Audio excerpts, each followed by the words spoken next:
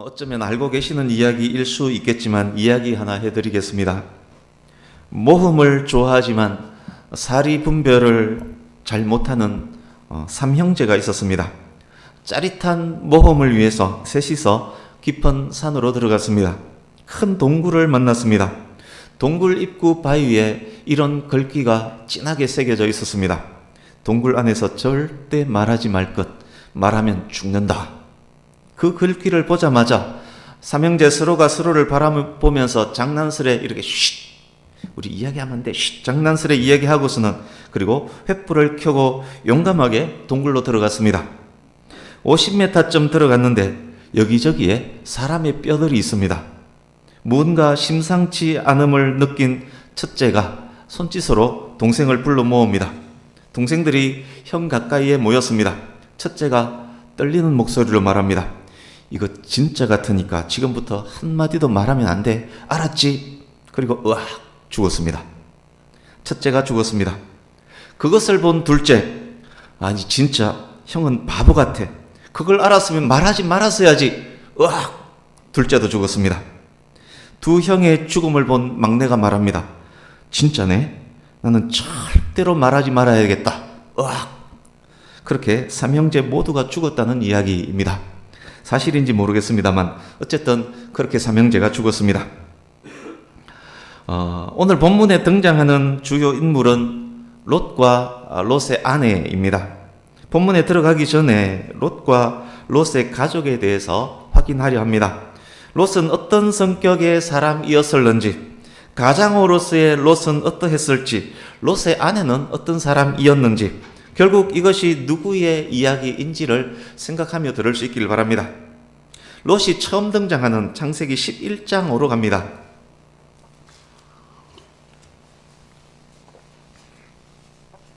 창세기 11장 27절에서 31절을 보십시오. 데라가 아브라함, 나홀, 하란을 낳았습니다. 롯의 아버지가 하란인데 하란은 자기 아버지 즉 롯의 할아버지 데라보다 먼저 죽었습니다. 롯의 아버지는 일찍 죽었다는 말입니다. 롯의 아버지 이름 하란과 지명 하란이 동일한데 그것은 구분해야 할 것입니다. 어쨌든 롯의 아버지 하란은 일찍 죽었습니다. 12장 4절 5절 보십시오. 75세의 아브람과 65세의 사레가 고향을 떠나서 가나안으로 올 때 이야기입니다. 아브라함은 일찍 죽은 자기 동생의 아들인 롯을 특별하게 아꼈습니다. 롯도 큰아버지 아브람을 잘 따랐습니다. 아브람 부부에게는 아직도 아들이 없습니다. 조카 롯을 양자로 삼아야겠다 그런 마음이 있었습니다. 그러니까 아브람이 고향을 떠나올 때 롯을 데리고 온 가장 큰 이유 중 하나였을 것입니다. 이때 롯의 나이는 알 수 없지만 이미 결혼한 상태였음은 거의 확실합니다. 이제 13장입니다. 13장 눈으로 따라 읽으며 들으셔야 합니다. 아브람 가족과 롯의 가족이 한 지역에 살고 있습니다. 네게브에 살다가 베델로 옮겼습니다. 아브람 소유의 양과 소, 롯 소유의 양과 소가 있습니다. 아브라함의 종들, 롯의 종들이 각각 양과 소를 먹입니다. 한 지역에서 목축을 하다 보니 자주 좋은 꼴, 좋은 물, 쟁탈전이 일어납니다. 종들이 자주 아브라함과 롯, 자기 주인에게 가서 이렇게 말합니다. 아브라함 때문에 또 롯 때문에 못 해먹겠습니다. 그렇게 자주 싸우니까 아브라함이 하루는 조카 롯을 불러서 이렇게 말합니다. 우리 마음은 그렇지 않은데 우리 종들은 자주 싸우네. 이러다가 우리까지 마음 상하겠다. 롯아, 우리 서로 영역을 정하자. 네가 먼저 어디로 갈지 택해라. 네가 저쪽 택하면 나는 이쪽에 남고 네가 이쪽 택하면 나는 저쪽으로 갈게. 13장 10절 보십시오. 베델 높은 언덕에서 롯이 주변을 쫙 한번 둘러봅니다. 마침 날씨가 좋아서 저 멀리까지 잘 보입니다. 동쪽을 보니 요단강이 갈릴리 호수에서 사해 바다까지 이어져서 햇볕에 반짝반짝하면서 흐르고 있습니다. 요단강 주변에는 초록이 진합니다. 주변에는 사막이 많은데 요단강 주변에는 초록이 진합니다. 사해 남쪽 소돔, 고모라, 소알 땅까지 보입니다. 소돔 땅은 거기서 볼 때 소돔 땅은 마치 여호와의 동산처럼 아름다웠습니다. 늙은 큰아버지가 척박한 땅에서 고생하건 말건 요단강이 있는 곳 여호와의 동산 같은 소돔 그곳을 가리키면서 롯이 냉큼 말합니다. 큰아버지, 제가 저쪽으로 가겠습니다. 롯이 집에 가서 오늘 있었던 일에 대해서 아내에게 설명합니다. 그날 아내에게 엄청난 칭찬을 받았습니다. 12절 보십시오. 큰아버지와 헤어진 롯이 동쪽에 정착합니다. 영역을 넓히고 넓혀서 소돔 지역까지 넓힙니다. 소돔의 위치가, 그러니까 소돔은 사라졌기 때문에 위치가 정확히 어딘지 알 수 없습니다만 대체적으로는 사해 남동쪽 끝부분 얕은 바다 그쪽이 소돔 지역이었을 것이다. 그것은 의견 일치를 대체로 보고 있습니다. 어쨌든 롯이 소돔까지 지역을 넓혔습니다. 그런데 문제가 있습니다. 13절 보십시오. 좋은 땅에 세워진 도시, 돈이 많은 도시, 가나안 지역 최고의 상업도시 소돔, 보기에 아름다운 도시 소돔은 죄악이 관영한 도시였습니다.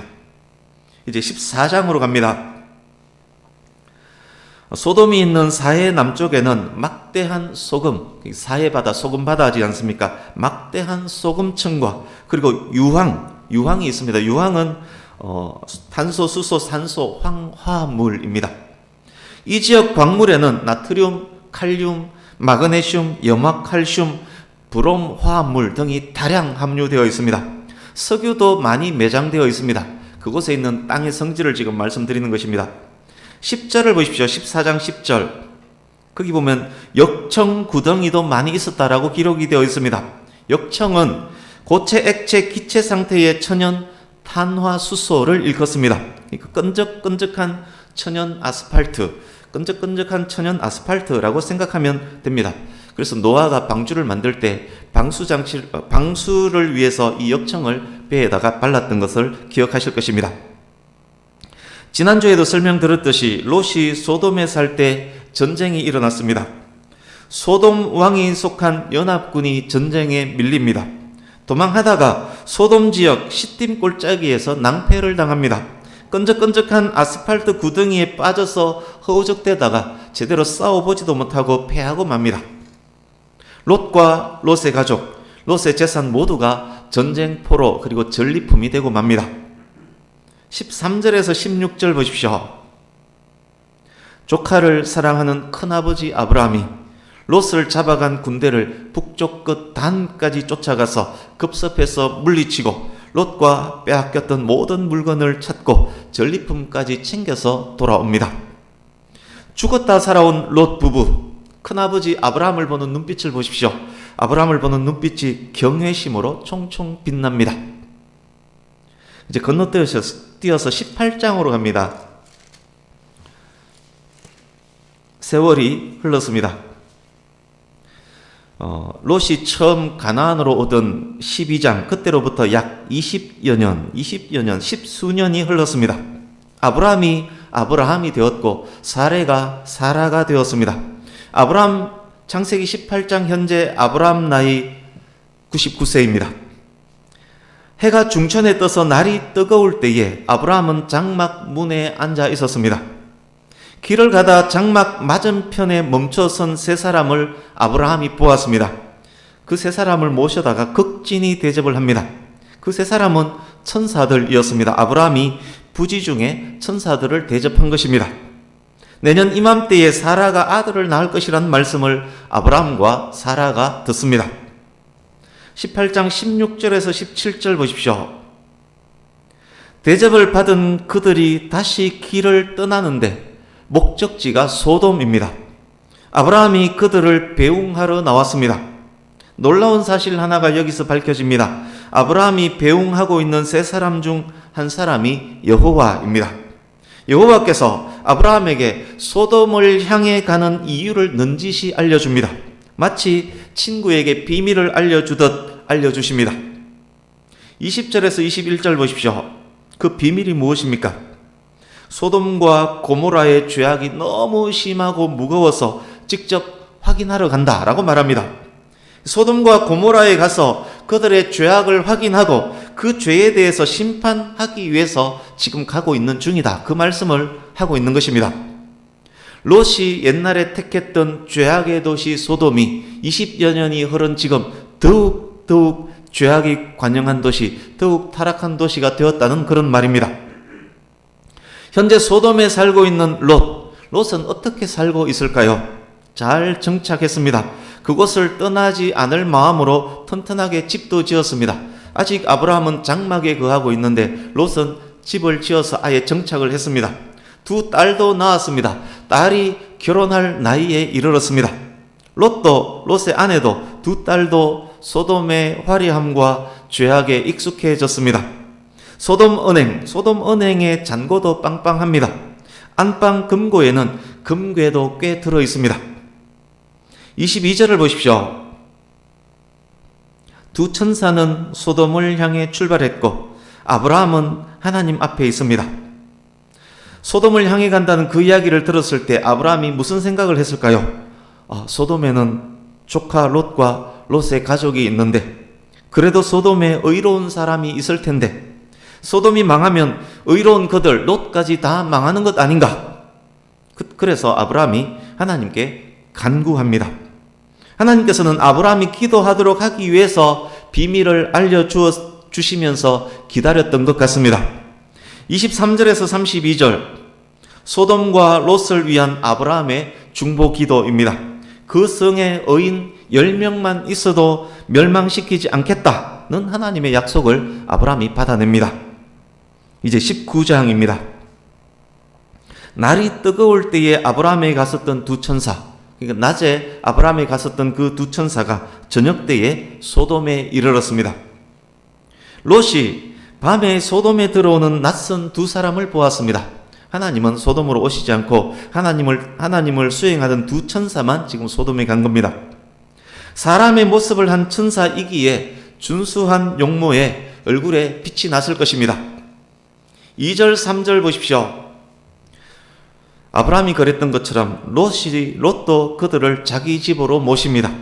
거리에서 배회하지 못하도록 반강제적으로 끌어서 자기 집으로 데려갑니다. 억지로라도 자기 집으로 데려갔던 이유가 무엇이었을 것 같습니까? 롯이 소돔의 죄악상에 대해서 잘 알고 있었던 것입니다. 용모 준수한 낯선 2 남자가 소돔의 밤거리를 돌아다니면 무슨 일이 생길지를 롯이 잘 알고 있었습니다. 4절입니다. 손님을 집 안으로 들여서 딱 감추었다라고 생각했지만 롯이 염려하던 일이 일어나고 말았습니다. 어떻게 알았는지 한밤중에 소돔 사람이 롯의 집으로 막 몰려들었습니다. 보십시오. 남녀노소를 막론하고 원근에서 다 모여 어린애, 어른 할 것 없이 멀리 있는 사람, 가까이 사는 사람 할 것 없이 다 몰려들어서 롯의 집을 에워쌉니다. 소돔의 죄악이 어느 정도였는지 알 수 있게 해주는 말입니다. 이들이 왜 온 것입니까? 5절 끝부분 보십시오. 우리가 그들을 상관하리라. 낯선 그들과 롯의 집에 온 낯선 그들과 동성애하기 위해서 온 것입니다. 7절 이런 악을 행하지 말라 롯이 말합니다. 롯은 동성애가 악임을 알았습니다. 레위기 법은 동성애를 건친상간, 수간, 짐승과 성행위하는 수간과 함께 사형에 해당하는 죄로 분류합니다. 신약도 구약과 똑같이 동성애를 소름 끼치는 죄로 간주합니다. 그렇습니다. 동성애는 하나님의 창조 질서를 무시하고 하나님께서 부여하신 정체성을 망가뜨리는 가장 흉악한 죄 중에 하나입니다. 성경 전체에서 말하고 있는 죄입니다. 그러니까 극도로 타락했을 때 이런 일들이 비일비재하게 일어나는 것입니다. 사사기에도 비슷한 내용이 있습니다. 8절 보십시오. 자기 집에 온 손님이기 때문에 그들 안전에 대한 책임은 롯에게 있습니다. 손님의 안전을 위해서 그 많은 폭도들과 롯이 홀로 맞닥뜨립니다. 심지어 장성한 2 딸을 내어줄지라도 손님들을 지키려고 합니다. 9절 롯의 말을 들은 폭도들 군중 심리에 이끌려서 더 화를 냅니다. 아니 이놈의 자식이 네가 뭔데 악이 어쩌고 저쩌고 하느냐? 굴러 들어온 놈이 감히 우리를 재판하려고 하느냐? 네 집에 온 손님과 관계하기 전에 네 놈부터 먼저 박살내야겠다. 사태가 걷잡을 수 없이 위급해졌습니다. 두 천사가 롯을 집 안으로 속히 끌어들이고 문을 닫습니다. 폭도들의 눈을 어둡게 함으로 롯의 가정을 보호합니다. 12절에서 14절입니다. 두 천사가 롯과 롯의 아내와 롯의 두 딸을 불러 모으고 자신들의 신분을 밝힙니다. 우리는 소돔을 멸하게 하려고 하나님께서 보내신 천사다. 여기 있는 가족들 외에 너의 친척들 또 있느냐? 빨리 모두 성 밖으로 대피시켜야 한다. 롯의 두 딸은 이미 약혼한 상태입니다. 사위들도 구원해야 합니다. 롯이 긴박하게 움직입니다. 눈이 멀어 흩어져 헤매는 그 폭도들 사이를 지나서 사위들에게 가서 잠자던 그들을 깨우고 심각하고 다급하게 말합니다.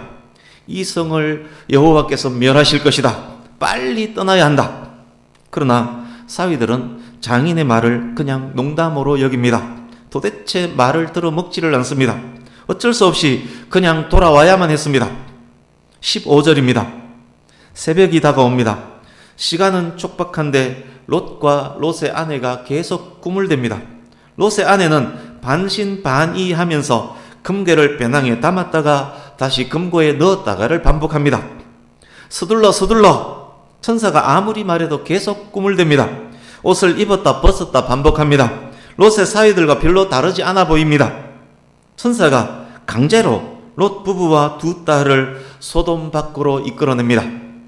17절 그리고 말합니다. 빨리 도망하라. 안 그러면 죽는다. 절대 뒤돌아보지 마라. 들판에서 멈추지도 마라. 앞만 보고 저 산을 향해서 도망하라. 18절 롯이 천사에게 말합니다. 힘들어요. 힘이 없어 저 산까지 못 가요. 달리기를 못해서 가다가 죽을지 몰라요. 저 앞에 소알이라는 마을이 있는데 거기까지만 도망할게요. 그러니 소알은 멸망시키지 마세요. 천사가 말합니다. 알았다. 내가 너의 말을 들으마. 빨리 소알로 도망하라. 그러니까 소돔 고모라 그 인근에 아직 소알이라는 동네는 있습니다. 롯의 네 식구가 소알을 향해서 열심히 달립니다. 이제 오늘 우리가 읽었던 본문입니다. 23절, 24절입니다. 해가 떠오르는 바로 그때 맨 앞에 롯이 소알에 땡 하고 도착했습니다. 동시에 유황과 불이 소돔과 고모라 땅에 소나기처럼 내립니다. 소돔 고모라가 통째로 엎어졌습니다. 성에 거하는 모든 사람들이 순식간에 죽었습니다. 소, 양, 닭 등 짐승뿐만 아니라 논과 밭에 자라던 식물까지 다 엎어졌습니다. 여호와께서 소돔과 고모라에 내리신 심판입니다. 화산 폭발이었을 수도 있겠지만 지진이었을 가능성이 더 높습니다. 현재 사해 바닥에는, 사해 지하에는 사해 단청대가 있습니다. 그 단청대가 움직이면 큰 지진이 일어날 수 있습니다.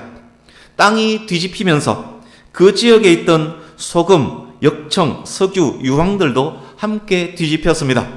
나트륨, 염소, 수소, 탄소, 산소, 브롬 등등이 화학 반응을 일으켰습니다. 인화성, 유독가스가 땅에서 솟구쳐 올랐다가 비처럼 떨어집니다. 가스에 불이 붙었습니다. 온 땅에 유황과 불이 소나기처럼 쏟아져 내립니다. 이 일이 가능할지 제가 나름대로 확인을 해봤습니다. 그 물질을 모아서 화학식을 만들어서 어떤 가스가 발생하는지 제가 할 수 없는 부분은 혁이에게 전화해서 화학식을 만들어서 이렇게 확인을 해봤습니다. 이런 일들이 충분히 일어날 수 있습니다. 26절, 우리 26절을 함께 읽어보겠습니다. 같이 읽습니다. 시작. 롯의 아내는 뒤를 돌아보았으므로 소금 기둥이 되었더라. 아멘.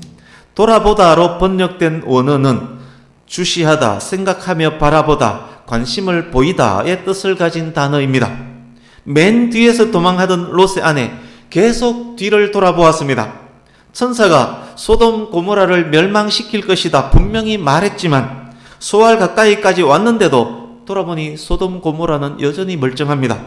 소돔의 랜드마크 빌딩도, 한 번씩 갔던 나이트클럽도, 술집도 네온 사인도 여전히 화려하게 반짝이고 있었습니다.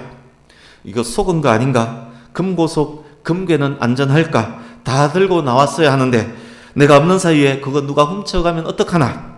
이런저런 생각하며 계속 뒤돌아보면서 속도를 늦췄습니다. 저만치 앞서가는 남편 롯과 두 딸은 되돌아보지 않고 소알 땅을 계속 달려서 소알 땅에 거의 도착했습니다. 천사가 뒤돌아보지 말고 앞만 보고 달려라 분명히 말했지만 또 뒤돌아봅니다. 여전히 도시는 화려합니다. 아무래도 속은 것 같다. 아이고 내 돈, 아이고 내 돈 그러면서 가는 듯 마는 듯 계속 뒤돌아봅니다. 그때 해가 돋았고 롯과 두 딸이 땡 하고 소알 땅에 도착했습니다. 거의 동시에 바로 그때 천지가 진동하며 지진이 일어났습니다. 땅이 흔들리고 갈라지며 뒤집힙니다. 독한 냄새, 석유 냄새 등과 함께 여기저기서 가스가 분출되고 연기가 납니다. 분출된 가스가 액체가 되어서 비처럼 내립니다. 롯의 아내 마음이 바빠졌습니다. 진짜구나. 죽으라고 소알을 향해 달립니다. 화학 반응으로 비처럼 내리던 액체에 불이 붙었습니다. 불이 소나기처럼 내립니다. 염산 가스가 솟구쳐 오릅니다. 숨을 쉴 수가 없습니다. 비처럼 내리던 불이 온몸에 떨어졌습니다. 가던 발걸음 멈췄습니다. 반점 서 있는 상태로 호흡이 끊어집니다. 그 위로 먼지, 재, 화학 약품, 불덩이가 떨어져서 쌓입니다. 롯의 아내는 소금을 가득 머금은 소돔 땅에서 불과 유황과 화학용품 잔뜩 뒤집어 쓰고 죽어서 굳었습니다. 창세기 기자는 그것을 일컬어 소금 기둥이 되었다라고 표현을 했습니다. 27절입니다. 화면이 전환되어서 카메라는 아브라함이 있는 곳을 비춥니다. 아브라함이 있는 그곳은 어제 두 천사를 배웅하고 하나님께 간청했던 바로 그 장소입니다. 지도를 보면 직선거리 약 70km 정도 나옵니다. 그렇지만 아브라함이 살고 있는 곳은 헤브론인데 헤브론에서 소돔까지 약 70km가 나오는데 지금 현재 아브라함이 있는 이곳이 헤브론인지는 정확하지 않습니다. 그러니까 약 70km 인근되는 위치에 서서 지금 아브라함이 보고 있는 중입니다. 아브라함이 아침 일찍 여기까지 왜 나온 겁니까? 소돔을 멸망시킬 것이란 하나님의 말씀을 믿었기 때문이고 또한 롯과 소돔을 위해서 간구했던 자기 기도에 대한 응답 여부가 궁금했기 때문일 것입니다. 아브라함이 무엇을 보았습니까? 해가 떠오르는 동쪽을 바라보았습니다. 항아리 굽는 용광로에서 나는 연기와 같은 시꺼먼 연기가 저 멀리 소돔 땅에서 막 솟구쳐 오르고 있는 것을 보았습니다.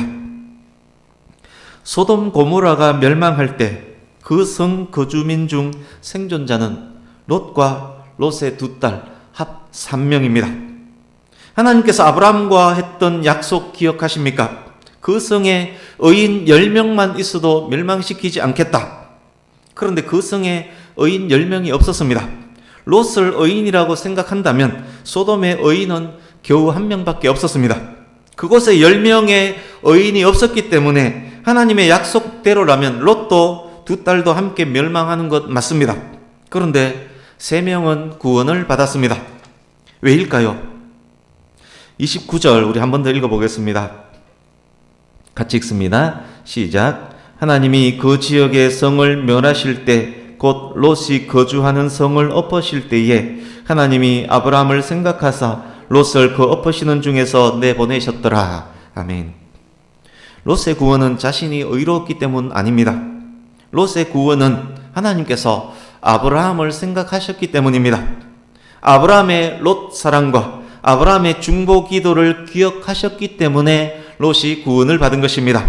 본문은 유일한 참 중보자 예수 그리스도를 생각나게 합니다. 아브라함은 우리의 중보자 예수 그리스도의 모형 역할을 지금 하고 있습니다. 또한 본문은 가족과 친지와 이웃의 영혼을 사랑하며 그 영혼을 위해서 기도하는 것이 얼마나 귀하고 중요한지를 알려줍니다. 우리가 죽어가는 영혼을 위해서 진심으로 사랑으로 눈물로 기도하면 하나님께서 우리의 기도를 들으시고 그들도 구원받을 수 있도록 은혜를 베풀어 주신다는 그런 의미가 포함이 되어 있습니다. 이제 말씀을 마무리해 가겠습니다. 오늘 이야기의 중심 인물이 롯과 그의 가족이기 때문에 롯의 가족을 통해서 몇 가지 교훈을 얻고 말씀을 마치려고 합니다. 어떤 선택의 상황 앞에 무엇을 택해야 하는지, 무엇을 우선해야 하는지 우리가 생각해 보아야 할 것입니다. 롯이 보기에 좋은 소돔 땅을 택했습니다. 그리고 그곳에 집을 짓고 정착해서 살았습니다. 그런데 그것이 비극의 시작이 되고 말았습니다. 보기에는 여호와의 동산 같은 곳일지라도 그곳이 죄악이 관영한 곳이라면 그곳을 선택해서도 그곳을 가까이 해서도 안 될 것입니다. 19장 7절에서 9절을 보십시오. 19장 7절에서 9절을 보시면 롯은 굉장히 선한 마음으로 선을 행하려고 합니다. 그런데 롯의 선행이 오히려 악인들의 악을 더 부추기고 있는 그런 장면입니다. 롯이 가만히 있었다면 네 집 멸망시킬 것이다 이런 이야기는 듣지 않았을 텐데 롯이 선행을 행하려고 하면 할수록 악을 더 부추기고 있는 그런 꼴입니다. 우리는 그런 경우 자주 보지 않습니까? 24절도 보십시오. 사위들이 장인의 말을 농담으로 여기고 있습니다. 악하고 어두운 세상의 모습입니다. 빛이 어둠에 비추지만 어둠이 깨닫지 못하고 있습니다. 빛을 비춰주면 오히려 방향을 돌려서 더 어두운 쪽으로 향하고 마는 악인들의 모습입니다. 빛을 무시하고 농담으로 여깁니다. 복음을 전하면 복음 쪽으로 오지 않고 반대쪽으로 달려나가고 있는 그런 모습입니다. 우리가 소돔과 고모라를 선택하면 그 속에서 우리가 아무리 바르게 살려고 애써도 그 빛이 드러나지 않는다는 의미도 포함되어 있습니다. 오히려 그 죄악에 동화되고 죄악에 항복하게 될 가능성은 더 높아집니다. 롯의 첫 마음은 절대 그러지 않았을 것입니다. 롯이 소돔을 택할 때 그곳에 죄악이 많을지라도 내가 가서 바꾸면 되지 이런 생각을 가졌을 것입니다. 그러나 살다 보니 동화되고 말았습니다. 오히려 죄악에 항복하게 될 가능성만 높아졌습니다. 악인들의 꾀를 따를 가능성이 높아집니다. 악인들의 꾀를 따르면 죄인의 길에 서게 되고 죄인의 길에 서면 오만한 자의 자리에 앉게 되기 때문입니다.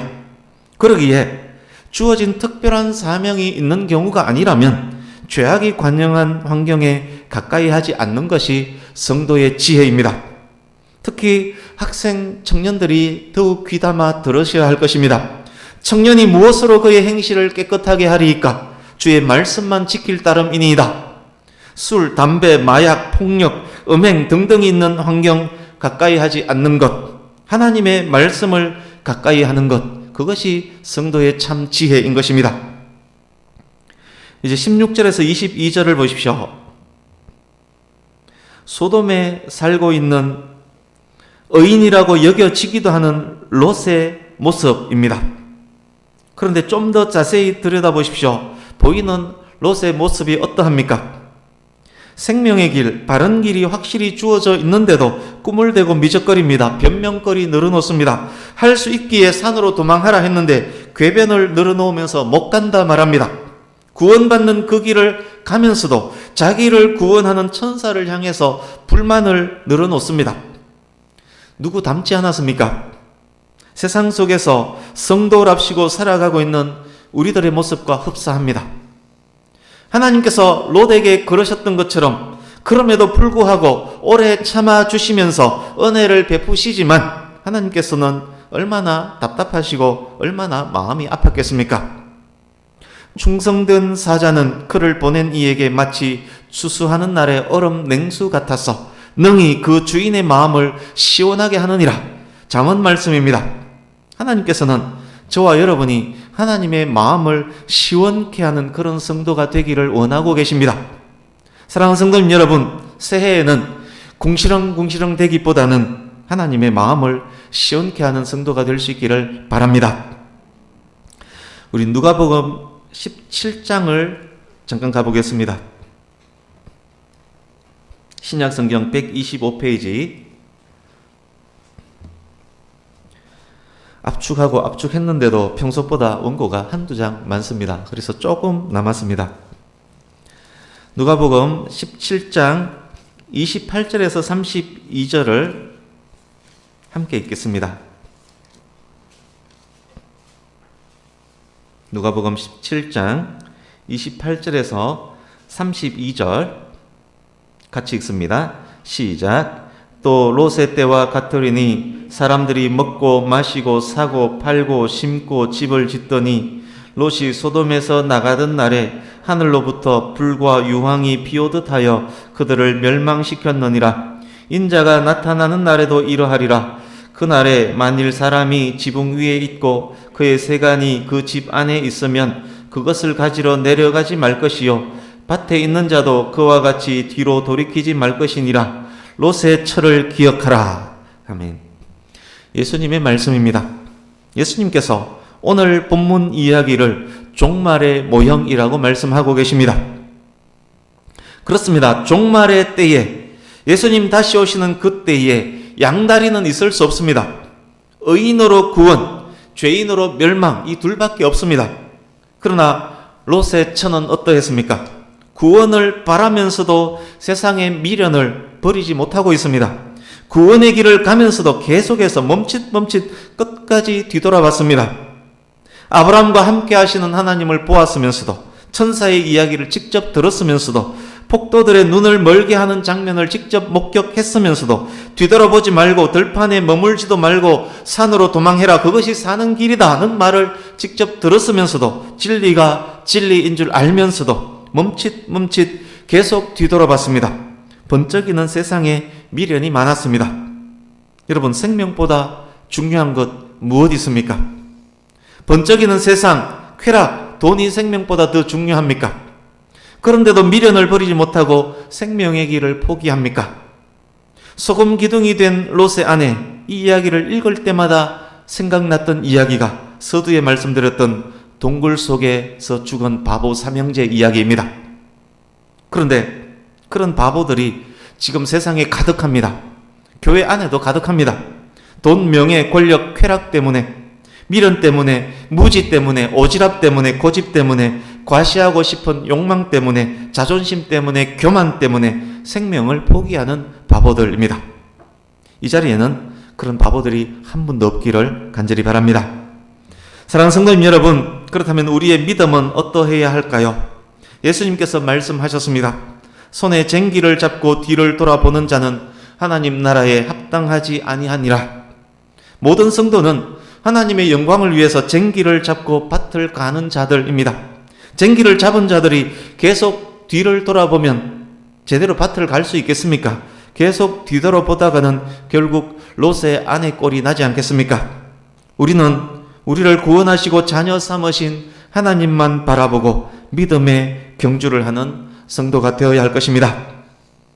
우리 함께 주보에 있는 히브리서 10장 37절에서 39절을 읽겠습니다. 오늘 말씀의 결론입니다. 롯의 철을 기억하며 주만 바라보는 믿음을 다짐하며 머지않아 다시 오실 예수님을 고대하는 마음으로 우리 같이 읽겠습니다. 같이 읽습니다. 시작. 잠깐 후면 오실 이가 오시리니 지체하지 아니하시리라. 나의 의인은 믿음으로 말미암아 살리라. 또한 뒤로 물러가면 내 마음이 그를 기뻐하지 아니하리라 하셨느니라. 우리는 뒤로 물러가 멸망할 자가 아니요 오직 영혼을 구원함에 이르는 믿음을 가진 자니라. 아멘. 구원함을 얻는 믿음은 뒤로 물러가지 않는 믿음입니다. 구원함을 얻는 믿음은 하나님의 기쁨이 되는 믿음, 하나님의 마음을 시원케 하는 믿음입니다. 슬기로운 다섯 처녀처럼 기름을 준비하는 믿음이 바로 그런 믿음입니다. 예수님 다시 오실 때 그런 믿음이 천국으로 이끌 것입니다. 말씀을 마칩니다. 롯의 철을 기억하라. 우리에게 주어진 2022년 롯의 철을 기억하며 살 수 있기를 바랍니다. 오직 주만 향하고 오직 주만 바라보며 표대를 향해 담대하게 전진하는 저와 여러분의 한 해가 될 수 있기를 예수님 이름으로 축복합니다. 아멘. 기도하겠습니다.